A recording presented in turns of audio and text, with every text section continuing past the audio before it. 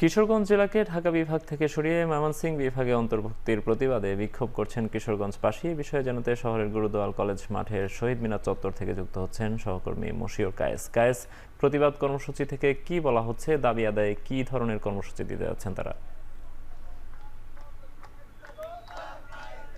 Roman তা এখান থেকে যে মূলত যে দাবিটা তারা তুলছে সেটি প্রধান এবং প্রথম যে দাবি সেটি হচ্ছে ঢাকা বিভাগেই কিন্তু থাকতে চায় এই কিশোরগঞ্জবাসী।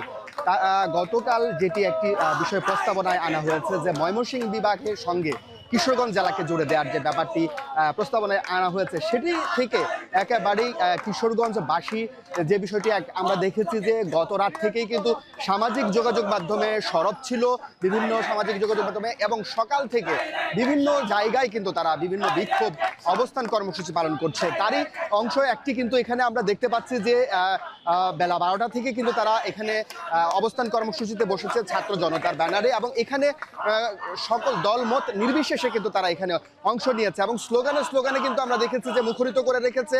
তারা বারবার যে বিষয়টি বলছে যে ঢাকা বিভাগের সঙ্গেই কিন্তু কিশোরগঞ্জ থাকতে চায়, ময়মনসিংহ বিভাগের সঙ্গে কোনো মতেই কিন্তু এটা যেতে চাচ্ছে না। পুরো প্রয়োজনে কিন্তু তারা কঠোর থেকে কঠোর আন্দোলনে তারা যেতে চায় এবং সড়ক অবরোধের মতো বড় আন্দোলনে কিন্তু তারা সামনে অগ্রসর হওয়ার চিন্তা ভাবনা করছে। এই ছিল আমার কাছে কিশোরগঞ্জ থেকে নোমান অবস্থান কর্মসূচির সর্বশেষ তথ্য।